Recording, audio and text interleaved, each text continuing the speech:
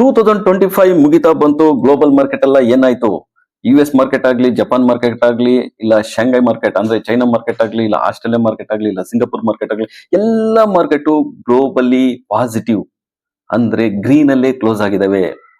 So ಇನ್ನ precious metal ಅಷ್ಟೇ, gold ಆಗ್ಲಿ, ಸಿಲ್ವರ್ ಆಗ್ಲಿ, ಕಾಪರ್ ಆಗ್ಲಿ, ಈಗ ಎಲ್ಲಾನು ಒಳ್ಳೆ ರಿಟರ್ನ್ಸ್ ಕೊಟ್ಟು ಕ್ಲೋಸ್ ಆಗಿದಾವೆ ಅಂತ ಹೇಳ್ಬೋದು. ಗೋಲ್ಡ್ ಅಲ್ಲಾದ್ರೆ 60% ಅಷ್ಟು ರಿಟರ್ನ್ ನೋಡಿದೆ, ಇನ್ನು ಸಿಲ್ವರ್ ಅಲ್ಲಾದ್ರೆ 150% ಅಷ್ಟು ರಿಟರ್ನ್ ನೋಡಿದೆ. ಇನ್ನು ಕಾಪರ್ ಈಗ ಮುನ್ನೆಲೆಗೆ ಬಂದಿದೆ, ಅದು ಸಹ ಅಷ್ಟೇ 35%, 35% ರಿಟರ್ನ್ಸ್ ಕೊಟ್ಟಿದೆ. ಹಾಗಾದ್ರೆ ನಮ್ಮ ಇಂಡಿಯನ್ ಮಾರ್ಕೆಟ್ ನಿಫ್ಟಿ ನೋಡೋದಾದ್ರೆ ಲಾಸ್ಟ್ ಡಿಸೆಂಬರ್ ಅಲ್ಲಿ 2024 ಡಿಸೆಂಬರ್ ಅಲ್ಲಿ ಏನ್ ಕ್ಲೋಸ್ ಆಗಿತ್ತು, 2025 ಡಿಸೆಂಬರ್ ಅಲ್ಲೂ ಸೇಮ್ ಪಾಯಿಂಟ್ಸ್ ಅದೇ ರೇಂಜ್ ಅಲ್ಲೇ ಕ್ಲೋಸ್ ಆಗಿದೆ. ಆದ್ರೆ 4000 ಪಾಯಿಂಟ್ ಅಷ್ಟು ಡಿಪ್ ಕೊಟ್ಬಿಟ್ಟು ಬಂದು ಅಲ್ಲೇ ಕ್ಲೋಸ್ ಆಗಿದೆ. ಯಾವುದೇ ಅಪ್ಸೈಡ್ ಮೂವ್ಮೆಂಟ್ ಅಂತೂ ಕೊಟ್ಟಿಲ್ಲ. ಸೊ ಇನ್ನು ನಾವು mid cap and small cap ನೋಡೋದಾದ್ರೆ, ಮಿಡ್ ಕ್ಯಾಪ್ ನಾರ್ಮಲ್ ಪರ್ಫಾರ್ಮೆನ್ಸ್ ಕೊಟ್ಟಿದೆ, ಯಾವುದೇ ಒಂದು ಬಿಗ್ ಡೆವಲಪ್ಮೆಂಟ್ಸ್ ಅಂತೂ ಕೊಟ್ಟಿಲ್ಲ. ಇನ್ನು ಸ್ಮಾಲ್ ಕ್ಯಾಪ್ ನೋಡೋದಾದ್ರೆ ಅಂಡರ್ ಪರ್ಫಾರ್ಮೆನ್ಸ್ ಮಾಡಿದೆ. ಸೊ ಇದೆಲ್ಲ ನೋಡೋದ್ರಿಂದ ಈಗ ನಾವು 2026 ಅಲ್ಲಿ ಯಾವ ತರ ಪೋರ್ಟ್ಫೋಲಿಯೋ ಬಿಲ್ಡ್ ಮಾಡಿಬಿಟ್ಟು ವೆಲ್ತ್ ಕ್ರಿಯೇಟ್ ಮಾಡಬೇಕು ಅನ್ನೋದೇ ಈ ವಿಡಿಯೋ ಉದ್ದೇಶ ಆಗಿದೆ. ಸೊ ಈ ವಿಡಿಯೋ ಕಂಪ್ಲೀಟ್ ಆಗಿ ನೋಡಿ. ಮಿಸ್ಟರ್ ಪ್ರಾಫಿಟ್ ಕನ್ನಡ ಯೂಟ್ಯೂಬ್ ಚಾನಲ್ಗೆ ಸ್ವಾಗತ. So by right and sit tight in 2026. So 2025 ಅಲ್ಲಿ ನಾವು ಎಕ್ಸ್ಪ್ಲೈನ್ ಮಾಡ್ದಂಗೆ ಎಲ್ಲ ಪ್ರೀಶಿಯಸ್ ಮೆಟಲ್ ಆಗಲಿ ಗ್ಲೋಬಲ್ ಮಾರ್ಕೆಟ್ ಗ್ರೀನ್ ಅಲ್ಲೇ ಇತ್ತು. ಆದ್ರೆ ನಮ್ಮ ಮಾರ್ಕೆಟ್ ಮಾತ್ರ ಸ್ಟೇಬಲ್ ಆಗಿ ಅಲ್ಲೇ 2024 ಎಂಡ್ ಏನಿತ್ತು 2025 ಎಂಡ್ ಅಲ್ಲೂ ಅಲ್ಲೇ ಕ್ಲೋಸ್ ಆಗಿದೆ. ಈಗ ನಾವು ಇಂಡಿಯನ್ ಮಾರ್ಕೆಟ್ ಅಲ್ಲಿ ಯಾವ ತರ ಇನ್ವೆಸ್ಟ್ ಮಾಡಬೇಕು, ಪೋರ್ಟ್ಫೋಲಿಯೋ ಬಿಲ್ಡ್ ಮಾಡ್ಬಿಟ್ಟು ವೆಲ್ತ್ ಕ್ರಿಯೇಷನ್ ಮಾಡಬೇಕು ಅಂತ ನೋಡೋಣ. ಸೊ ಮೊದಲನೇದಾಗಿ ನಾವು ಅಸೆಟ್ ಕ್ಲಾಸಸ್ ಯಾವ್ಯಾವ ತಗೊಂತೀವಿ. ಸೊ ನಾವು ಇಂಡಿಯನ್ ಮಾರ್ಕೆಟ್ ಅಲ್ಲಿ ಇನ್ವೆಸ್ಟ್ ಮಾಡಬೇಕಾದ್ರೆ ಮೊದಲನೇದು ಸ್ಟಾಕ್ ಮಾರ್ಕೆಟ್, ಈಕ್ವಿಟಿ ಮಾರ್ಕೆಟ್ ಇರುತ್ತೆ. ಸೆಕೆಂಡ್ ಬಂದ್ಬಿಟ್ಟು ಪ್ರೀಶಿಯಸ್ ಮೆಟಲ್ ಇರುತ್ತೆ. ಆಮೇಲೆ bond, debt fund and bonds ಇರುತ್ತೆ. ಅದ್ರ ಜೊತೆಗೆ ರಿಯಲ್ ಎಸ್ಟೇಟ್, ಇದೆಲ್ಲ ಬಂದ್ಬಿಟ್ಟು ಫೈನಾನ್ಷಿಯಲ್ ಇನ್ವೆಸ್ಟ್ಮೆಂಟ್ ಅಲ್ಲಿ ಬರುತ್ತೆ. ಸೊ ನಾವು ಯಾವ ತರ ಪ್ರೊಫೆಷನಟ್ ಆಗಿ ಇನ್ವೆಸ್ಟ್ ಮಾಡಬೇಕು, ಒಳ್ಳೆ ವೆಲ್ತ್ ಕ್ರಿಯೇಟ್ ಮಾಡ್ಬೇಕಾದ್ರೆ ಯಾವ ತರ ಪ್ರೊಫೆಷನಟ್ ಆಗಿ ಇನ್ವೆಸ್ಟ್ ಮಾಡಬೇಕು ಅನ್ನೋದೇ ತುಂಬಾ ಇಂಪಾರ್ಟೆಂಟ್. ಈಗ ಮೊದಲನೇದಾಗಿ ಪ್ರೀಶಿಯಸ್ ಮೆಟಲ್ ಅಂತ ತಗೊಂಡಾಗ ಬರುವಂತದ್ದೇ gold and silver. So metal ಅಂತ ಬಂದಾಗ್ಲೇ ಮೆಟಲ್ ಅಲ್ಲಿ ಎರಡು ಟೈಪ್ ಇರುತ್ತೆ. ಒಂದು ನೋಡ್ಬಿಟ್ಟು ರಿಸರ್ವ್ ಮಾಡಿಬಿಟ್ಟು ಆನಂದ ಪಡುವಂಥದ್ದು, ಇನ್ನೊಂದು ಬಂದ್ಬಿಟ್ಟು ಯೂಸ್ ಮಾಡುವಂಥದ್ದು. ಈಗ ನಾವು ನೋಡಿ ಆನಂದ ಪಡೋದು, ನೋಡಿ ರಿಸರ್ವ್ ಮಾಡಿ ಆನಂದ ಪಡೋದಂದ್ರೆ ಮೊದಲನೇದಾಗಿ ಗೋಲ್ಡ್, ಸೆಕೆಂಡ್ ಬಂದ್ಬಿಟ್ಟು ಸಿಲ್ವರ್. ಇನ್ ಮಿಕ್ಕಿದ್ದೆಲ್ಲ ನಾವು ಯೂಸ್ ಮಾಡ್ತೀವಿ ಹೊರತು ಯಾವುದು ರಿಸರ್ವ್ ಅಂತೂ ಮಾಡಲ್ಲ. First gold. So gold last 1 year ಇಂದ ಏನಾಗಿದೆ, ಆಲ್ಮೋಸ್ಟ್ 60-65% ರಿಟರ್ನ್ ಕೊಟ್ಟಿದೆ. ಇದಕ್ಕೆ ಮೇನ್ ರೀಸನ್ಸ್ ಆಲ್ರೆಡಿ ನಾವೆಲ್ಲ ವಿಡಿಯೋಗಳಲ್ಲಿ ಮಾತಾಡ್ಕೊಂಡಂಗೆ, ಒಂದು ಸೆಂಟ್ರಲ್ ಬ್ಯಾಂಕ್ ಬೈ ಇರ್ಬೋದು, ETF ಇನ್ವೆಸ್ಟ್ಮೆಂಟ್ ಗ್ರಾಜುಯಲಿ ಇನ್ಕ್ರೀಸ್ ಆಗ್ತಾನೆ ಬಂದಿದೆ. ಅದ್ರ ಜೊತೆಗೆ ಅನ್ಸರ್ಟನಿಟಿ ಯಾವಾಗ ಬರುತ್ತೋ ಆಗ ಗೋಲ್ಡ್ ಪ್ರೈಸ್ ಇನ್ಕ್ರೀಸ್ ಆಗುತ್ತೆ. ಅನ್ಸರ್ಟನಿಟಿ ಅಂದ್ರೆ ಏನು, ವಾರ್ ಸಿಚುಯೇಷನ್ ಇರ್ಬೋದು, ಇಲ್ಲ ಟ್ಯಾರಿಫ್ ಒಂದು ಅನ್ಸರ್ಟನಿಟಿ ಇರ್ಬೋದು, ಇಲ್ಲ ರೀಸೆಂಟ್ ಆಗಿ ಪುಟಿನ್ ಮನೆ ಮೇಲೆ ಡ್ರೋನ್ ದಾಳಿ ಆಯ್ತು, ಅದರಿಂದನೂ ಸಹ ಗೋಲ್ಡ್ ಮಾರ್ನಿಂಗು ಇನ್ಕ್ರೀಸ್ ಆಯ್ತು. ಅದೇ ತರನೇ ಯಾವುದೇ ಒಂದು ಸಿಚುಯೇಷನ್ ಅನ್ಸರ್ಟನಿಟಿ ಬಂದಾಗ ಗೋಲ್ಡ್, ಪ್ರೀಶಿಯಸ್ ಮೆಟಲ್ ಅಲ್ಲಿ ಮುಖ್ಯವಾಗಿ ಗೋಲ್ಡ್ ಇನ್ಕ್ರೀಸ್ ಆಗ್ತಾ ಹೋಗ್ತಾ ಇರುತ್ತೆ. ಸೊ ಇದು ಗೋಲ್ಡ್ ಬಿಹೇವಿಯರ್. ಇನ್ನು ಸಿಲ್ವರ್ ಬಂದಾಗ, ಸಿಲ್ವರ್ ಅಲ್ಲಿ ಇಂಪಾರ್ಟೆಂಟ್ ಆಗಿರೋದು, ಸಿಲ್ವರ್ ಅಲ್ಲಿ ಎಲ್ಲಿ ಉತ್ಪಾದನೆ ಮಾಡ್ತಾರೆ, ಸಿಲ್ವರ್ ಉತ್ಪಾದನೆ ಮಾಡೋದು ಜಾಸ್ತಿ ಬಂದ್ಬಿಟ್ಟು ಮ್ಯಾಕ್ಸಿಕೋ, ಚೈನಾ, ಪೇನಾ ಮತ್ತು ಚಿಲ್ಲಿ. ಇದರಲ್ಲಿ more than 50% ಅಷ್ಟು ಸಿಲ್ವರ್ ಮೈನಿಂಗ್ ಮಾಡ್ತಾರೆ. ಅದರಲ್ಲಿ ಇಲ್ಲಿ ಅಷ್ಟೇ ಮೇನ್ ಬರೋದು ಇಂಡಸ್ಟ್ರಿಯಲ್ ಡಿಮ್ಯಾಂಡ್ ಅಂತ ಏನು ಬರುತ್ತೋ ಆಗ ಸಿಲ್ವರ್ ಇನ್ಕ್ರೀಸ್ ಆಗ್ತಾ ಹೋಗ್ತಾ ಇರುತ್ತೆ. ಈಗ ರೀಸೆಂಟ್ 2020 ಇಂದ ಏನಾಗಿದೆ ಅಂದ್ರೆ ಇಂಡಸ್ಟ್ರಿಯಲ್ ಡಿಮ್ಯಾಂಡ್ ಹೆಚ್ಚಾಗಿದೆ. ಇಂಡಸ್ಟ್ರಿಯಲ್ ಅಲ್ಲಿ ಯಾವಾಗ ನಾವು ಸಿಲ್ವರ್ ಯೂಸ್ ಮಾಡ್ತಾ ಇದೀವೋ ಆಗ ಸಿಲ್ವರ್ ಇನ್ಕ್ರೀಸ್ ಆಗ್ತಾ ಹೋಗ್ತಾ ಇದೆ. ಅದ್ರ ಜೊತೆಗೆ ಯಾವಾಗ ಡಿಮ್ಯಾಂಡ್ ಅಂಡ್ ಸಪ್ಲೈ, ಡಿಮ್ಯಾಂಡ್ ಜಾಸ್ತಿ ಆಗ್ತಾ ಇದೆ, ಅದು ಸಪ್ಲೈ ಮಾತ್ರ ಅಷ್ಟೇ ಇದೆ ಮತ್ತು ಕಡಿಮೆ ಆಗ್ತಾ ಇದೆ, ಆಗ ಅದು ಪ್ರೈಸ್ ಇನ್ಕ್ರೀಸ್ ಆಗ್ತಾ ಹೋಗ್ತಾ ಇರುತ್ತೆ. ಸೊ ಮತ್ತೆ ಅನ್ಸರ್ಟಿನಿಟಿನೂ ಇದಕ್ಕೆ ತುಂಬಾ, ಇದೂನು ಅನ್ಸರ್ಟಿನಿಟಿ ಅನ್ನೋದನ್ನು ಇದಕ್ಕೆ ಆಡ್ ಆಗುತ್ತೆ. ಸೊ ಯಾವಾಗ ಅನ್ಸರ್ಟಿನಿಟಿ ಬರುತ್ತೋ ಆಗ್ಲೂ ಸಹ ಸಿಲ್ವರ್ ಇನ್ಕ್ರೀಸ್ ಆಗ್ತಾ ಹೋಗ್ತಾ ಇರುತ್ತೆ. ಸೊ ಇದೆಲ್ಲ ಬಂದ್ಬಿಟ್ಟು ಸಿಲ್ವರ್ ಬಿಹೇವಿಯರ್ ಆಗಿರುತ್ತೆ. ಇನ್ನು ಕಾಪರ್ ಈಗ ಮುನ್ನೆಲೆಗೆ ಬಂದಿದೆ. ಕಾಪರ್ ಅಷ್ಟೇ, ಇದು ರಿಸರ್ವ್ ಮಾಡಲ್ಲ, ಎಲ್ಲಿನೂ ರಿಸರ್ವ್ ಮಾಡಲ್ಲ, ಜಸ್ಟ್ ಯೂಸ್ ಮಾಡಿ ಬಿಡ್ತಾ ಇರ್ತೀವಿ. Next copper is next silver ಅಂತ ಹೇಳ್ತಿದ್ದಾರೆ. ಆದ್ರೆ 2011 ಅಲ್ಲಿ ಇದು ಸೇಮ್ ರಿಪೀಟ್ ಆಗಿತ್ತು. ಯಾವಾಗ ಕಾಪರ್ ಇನ್ಕ್ರೀಸ್ ಆಗ್ತಾ ಇರುತ್ತೋ ಸಪ್ಲೈ ಬಂದಾಗ, ಸೊ ಆಟೋಮೆಟಿಕಲಿ ಡಿಮ್ಯಾಂಡ್ ಈಕ್ವಲ್ ಆದಾಗ ಅದು ಪ್ರೈಸ್ ಡಿಕ್ರೀಸ್ ಆಗುತ್ತೆ.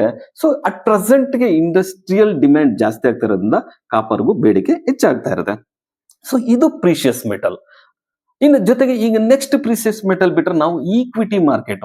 ಸೊ ಈಕ್ವಿಟಿ ಮಾರ್ಕೆಟ್ ಅಲ್ಲಿ ಯಾವಾಗ ಪ್ರೀಶಿಯಸ್ ಮೆಟಲ್ ಪೀಕ್ ಆಗಿ ಹೋಗ್ತಾ ಇರುತ್ತೋ, ಈಕ್ವಿಟಿ ಮಾರ್ಕೆಟ್ ನಾವು ಆಲ್ರೆಡಿ ನಾವು ಕೆಲವು ಚಾರ್ಟ್ಗಳನ್ನೆಲ್ಲ ಅನಾಲಿಸಿಸ್ ಮಾಡಿದಾಗ, ಗ್ಲೋಬಲ್ ಮಾರ್ಕೆಟ್ ಅನಾಲಿಸಿಸ್ ಮಾಡಿದಾಗ ಗ್ಲೋಬಲ್ ಮಾರ್ಕೆಟ್ ಔಟ್ ಪರ್ಫಾರ್ಮ್ ಮಾಡಿದೆ, ಇನ್ನು ಪ್ರೀಶಿಯಸ್ ಮೆಟಲ್ ಔಟ್ ಪರ್ಫಾರ್ಮ್ ಮಾಡಿದೆ. ಆದ್ರೆ ನಮ್ಮ ಇಂಡಿಯನ್ ಈಕ್ವಿಟಿ ಮಾರ್ಕೆಟ್ ಪರ್ಫಾರ್ಮೆನ್ಸ್ ಮಾಡಿಲ್ಲ. ಲಾಸ್ಟ್ 1 year ಇಂದ ಎಲ್ಲಿದೆಯೋ ಅಲ್ಲೇ ಇದೆ, ಪ್ರೀವಿಯಸ್ಲಿ ಮಾತಾಡ್ಕೊಂಡಾಗೆ. ಸೊ ಈಗ ನಾವು 2026 ಅಲ್ಲಿ ಮೇನ್ ಅನ್ಸರ್ಟನಿಟಿ ಇರುವಂತದ್ದು ಟ್ಯಾರಿಫ್ ಒಂದೇ. ಟ್ಯಾರಿಫ್ ಯಾವಾಗ ಕ್ಲಾರಿಟಿ ಕೊಡ್ತಾರೋ ಆಗ ನಮ್ಮ ಮಾರ್ಕೆಟ್ ರ್ಯಾಲಿ ಆಗೋ ಸಾಧ್ಯತೆ ಹೆಚ್ಚಾಗಿದೆ ಅಂತ ಹೇಳ್ಬಿಟ್ಟು. ಆದ್ರಿಂದಲೇ ನಾವು ಈಕ್ವಿಟಿ ಮಾರ್ಕೆಟ್ ಅಲ್ಲಿ ಯಾವ ತರ ಇನ್ವೆಸ್ಟ್ ಮಾಡಬೇಕು. ಸೊ ಮಾರ್ಕೆಟ್ ಗೊತ್ತಿದ್ರೆ ಪರವಾಗಿಲ್ಲ, ಗೊತ್ತಿಲ್ದಿದ್ದವ್ರು ಯಾವ ತರ ಇನ್ವೆಸ್ಟ್ ಮಾಡ್ಬೇಕು ಅಂತ ನೋಡೋಣ. ಎಷ್ಟು ಪ್ರೊಪೋರ್ಷನೇಟ್ ಆಗಿ ಇಲ್ಲಿ ಇನ್ವೆಸ್ಟ್ ಮಾಡಬೇಕು. ಇನ್ನು ಇದನ್ನು ಬಿಟ್ರೆ ನೆಕ್ಸ್ಟ್ ಬಂದ್ಬಿಟ್ಟು debt fund and bond fund. So ಯಾವಾಗ ನೋಡಿ, ಪ್ರೀಶಿಯಸ್ ಮೆಟಲ್ ವಾಲಟೈಲ್ ಜಾಸ್ತಿ ಇರುತ್ತೆ, ಈಕ್ವಿಟಿ ಮಾರ್ಕೆಟ್ ವಾಲಟೈಲ್ ಜಾಸ್ತಿ ಇರುತ್ತೆ. ಆದ್ರೆ ಡೆಟ್ ಅಂಡ್ ಬಾಂಡ್ಸ್ ಅಂತ ಬಂದಾಗ, ಕಾರ್ಪೊರೇಟ್ಸ್ ಬಾಂಡ್ಸ್ ಅಂತ ಬಂದಾಗ ಅವು ನಮಗೆ ಫಿಕ್ಸ್ಡ್ ರಿಟರ್ನ್ಸ್ ಅನ್ನು ಕೊಡ್ತಾ ಇರ್ತವೆ. ಸೊ ಇದರಲ್ಲಿ ಯಾವುದೇ ಒಂದು ಏರುಪೇರು ಅಂತ ಇರಲ್ಲ, ನಮ್ಗೆ ಅದೊಂದು ಬ್ಯಾಕಪ್ ತರ ಕ್ರಿಯೇಟ್ ಆಗಿರುತ್ತೆ. ಇನ್ನು ಅದು ಬಿಟ್ಟ ಮೇಲೆ real estate. So real estate ಅಲ್ಲೂ ನಾವು ಇನ್ವೆಸ್ಟ್ ಮಾಡ್ತಾ ಹೋಗ್ತಾ ಇರಬೇಕು, ಸಮ್ ಪೋರ್ಷನ್ ಆಫ್ ಅಮೌಂಟ್. ಇನ್ನು ಕೆಲವು ಅಷ್ಟು ಅಂದ್ರೆ ಇನ್ನು ಸ್ವಲ್ಪ ನಮ್ಮ ಹತ್ರ ಕ್ಯಾಶು ಇಟ್ಕೊಂಡಿರ್ಬೇಕು.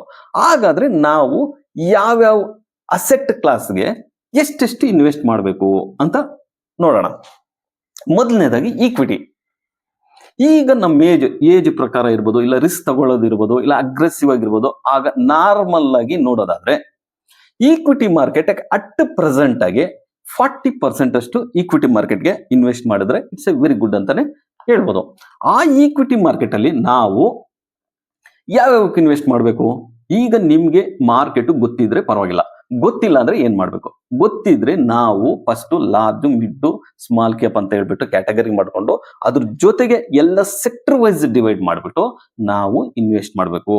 ಸೆಕ್ಟರ್ ವೈಸ್ ಗೊತ್ತಲ್ಲ, IT ಸೆಕ್ಟರ್ ಇರ್ಬೋದು, auto sector, FMCG sector, banking sector, ಈ ತರ ಹೇಳ್ಬಿಟ್ಟು ಸೆಕ್ಟರ್ ವೈಸ್ ನಾವು ಡಿವೈಡ್ ಮಾಡ್ಬಿಟ್ಟು ಇನ್ವೆಸ್ಟ್ ಮಾಡಬೇಕು. ಸೊ ಸಪೋಸ್ ನಿಮ್ಗೆ ಗೊತ್ತೇ ಇಲ್ಲ ಈಕ್ವಿಟಿ ಮಾರ್ಕೆಟ್, ನಾವು ಸ್ಟಾಕ್ ಮಾರ್ಕೆಟ್ ಅಲ್ಲಿ ಟ್ರೇಡೇ ಮಾಡಿಲ್ಲ, ಗೊತ್ತೇ ಇಲ್ಲ ಅಂದಾಗ ಏನ್ ಮಾಡ್ಬೇಕು, ನೀವು ETF ಗಳಲ್ಲಿ ಇನ್ವೆಸ್ಟ್ ಮಾಡಬೇಕು.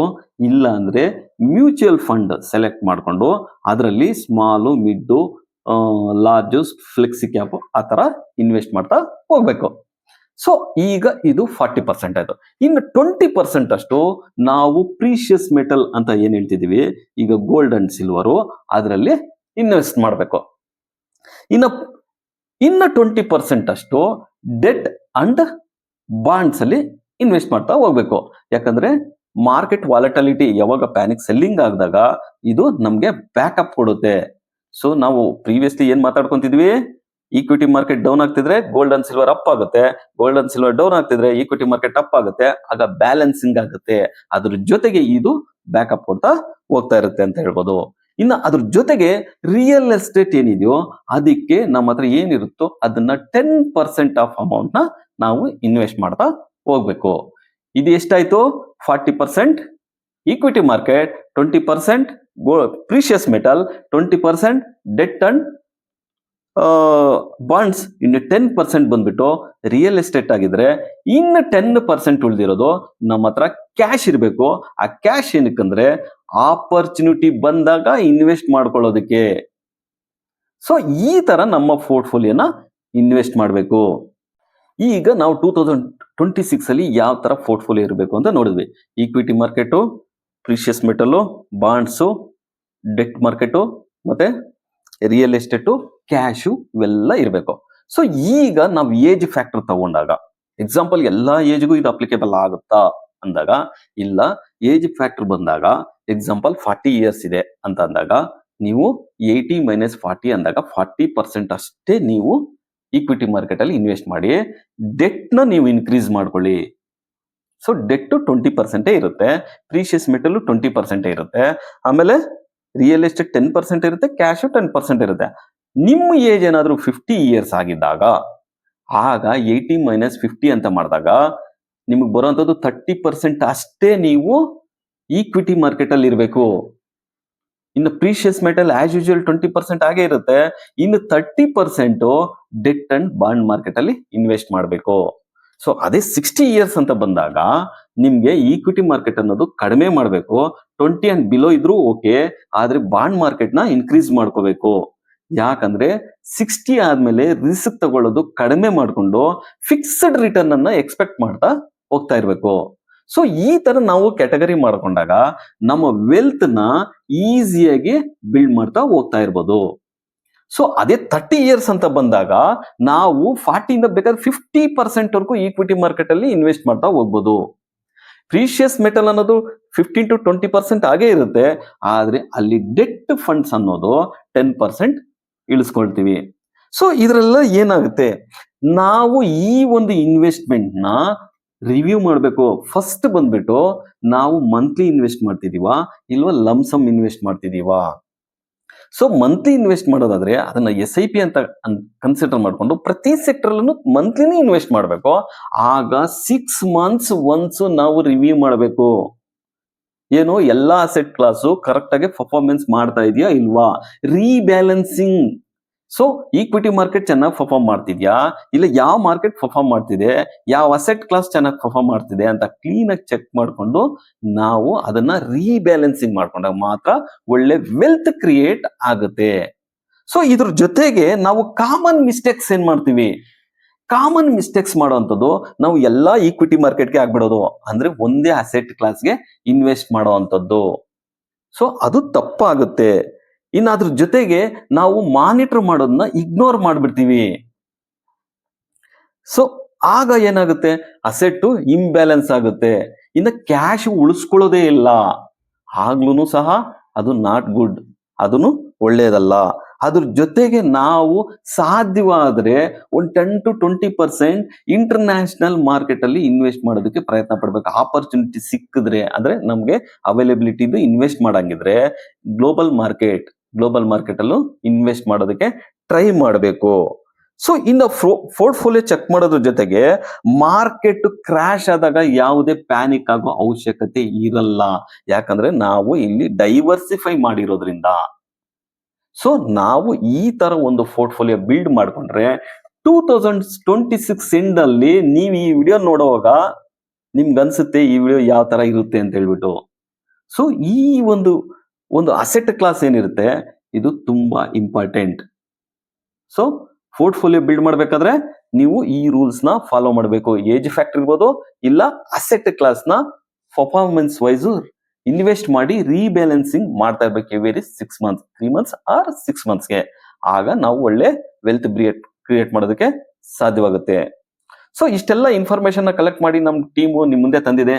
ಸೊ ಇದು ನಿಮ್ಗೆ ಇಷ್ಟವಾದಲ್ಲಿ ಲೈಕ್ ಮಾಡಿ, ಜೊತೆಗೆ ಕಮೆಂಟ್ ಮಾಡಿ, ನಮ್ಮ ಚಾನಲ್ನ ಸಬ್ಸ್ಕ್ರೈಬ್ ಮಾಡಿ, ಶೇರ್ ಮಾಡಿ.